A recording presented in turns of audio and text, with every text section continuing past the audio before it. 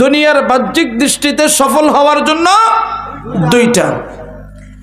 এক নম্বর হলো ধন সম্পত্তি। বলেন কি? আরেকটু জোরে বলেন। যাকে বলে সম্পদ, যাকে বলে সম্পদ। দুই নম্বর হলো সৎ কাজ। বলেন কি? বলেন কি? সৎ কাজ। বুঝে বুঝে। এক নম্বর হলো ধন সম্পত্তি। দুনিয়ার বাহ্যিক দৃষ্টিতে কেউ যদি উন্নত হতে চায়, এক নম্বর হলো ধন সম্পত্তি, দুই নম্বর হলো সৎকর্ম। সৎকর্ম বলতে কি বোঝায়? ঈমান আর আমল। বলেন কি?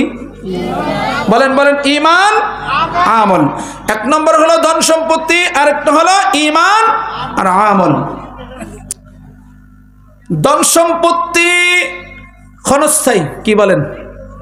বলেন বলেন। ধন সম্পত্তি ক্ষণস্থায়ী। বুঝেন নাই? ধন সম্পত্তি কি ক্ষণস্থায়ী? যেটা সকালে আছে, বিকালে, বলেন বলেন, বিকালে নাই। বিকালে আছে, সকালে নাই। কেউ কেউ সকাল বেলায় রাজত্ব চালায়, দুপুর বেলায় রাজত্ব। কথা কন। বাস্তব বুঝতে পারছেন তো? দুনিয়ার সম্পদ হলো ক্ষণস্থায়ী। দুনিয়ার সম্পদের মাধ্যমে সম্মান অর্জন করা, কথা কন না, কেলিগা যায় না? যায় না? কথা কন। কথা বুঝেন, তাহলে বুঝতে সহজ হবে। সম্পদের কারণে দুনিয়ায় সম্মান অর্জন করা যায়। বলেন যায় কি? যায়। গ্রামে দেখবেন সবচেয়ে নিম্ন স্তরে মানুষ ঘটনাক্রমে রাত্রিবেলায় কোটি টাকার মালিক হয়েছে, তারপরের দিন দেখবেন যে প্রধান বক্তব্য না, প্রধান মেহমান হিসাবে তারা দাওয়াত দিচ্ছে। এখন বুঝছেন তো? হুজুর তখন বুঝছি, ঠিক কিনা? রাত্রিবেলায় কোটি টাকা যেমনি কামাই করুক, যেমনি নিয়ে আসুক, সকাল বেলায় দেখবেন বড় চেয়ারটা তার জন্য, যে কারে অমকেরে দাওয়াত দে, কি লেগা কয়, সে টাকা মালিক। কথা কন। এই লোক আবার সকালবেলা থেকে না দুপুর বেলা পর্যন্ত ঘটনাক্রমে কারণবশতে দরিদ্র, হতদরিদ্র হয়ে গেছে। ওর মতো ঘৃণার প্রাপ্ত আর কেউ। সকালবেলায় লোকের অভাব নাই, সম্বর্ধন জানার অভাব নাই, বিকাল বেলায় তার দিকে তাকায়ও কেউ চাইতে চায় না। আছে কিনা? সম্পদের কারণে অর্জন করা যায় সম্মান। সম্পদ যেমন ক্ষণস্থায়ী, সম্পদ দিয়ে যারা অর্জন করে যা যা, এটাও ক্ষণস্থায়ী। কথা বলেন।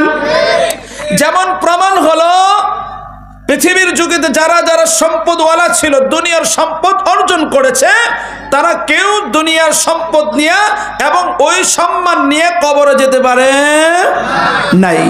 এক। দ্বিতীয় নাম্বার, এলেমের কারণে, এলেম অর্থাৎ সৎ কাজ।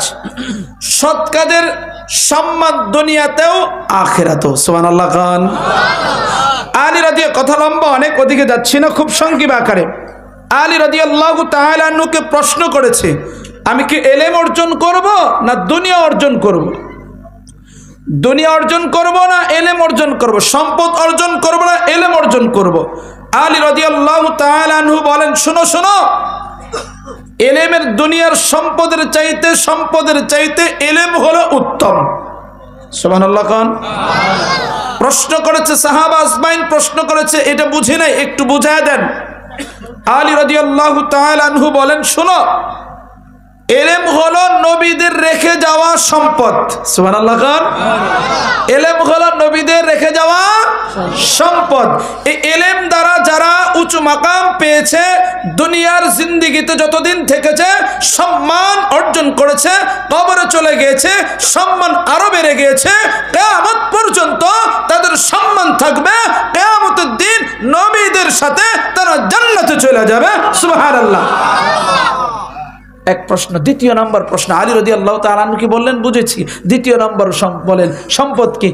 সম্পদ হলো ফেরাউন, হারুন, নমরুদ, এদের রেখে যাওয়া অতিরিক্ত সম্পদ। এগুলা কথা কান ঠিক কিনা? অর্থাৎ হলো সম্পদ হলো ফেরাউন, কারুন, নমরুদ এদের রেখে যাওয়া অতিরিক্ত সম্পদ। এই সম্পদ দ্বারা কেউ যদি অর্জন করতে চায়, সম্মান করে, সম্পদের যেমন গ্যারান্টি হয় না, সম্পদের জন্য যেমন স্থায়ী হয় না, সম্পদ যেমন মানুষকে ভালো বানাইতে পারে না, ঠিক তদুরূপ এই সম্মানও কাউকে উঁচু করলেও সম্পদ আবার তাকে ধ্বংস করে দেয়, সম্মান দেয়, আবার লাঞ্ছিত অপমানিত এই সম্পদ করে। কিন্তু এলেম কাকে বলে? এলেম কাকে বলে? এলেমের কারণে আল্লাহ তাআলা দুনিয়ায় উঁচু মাকাম দান করে দেয়, আখিরাতেও দেয় উঁচু মাকাম। কিয়ামতের দিন আসমানের রব কিয়ামতের দিন এলেম ওয়ালাদেরকে ডেকে ডেকে জান্নাতে দান করে দিবেন। সুবহানাল্লাহ।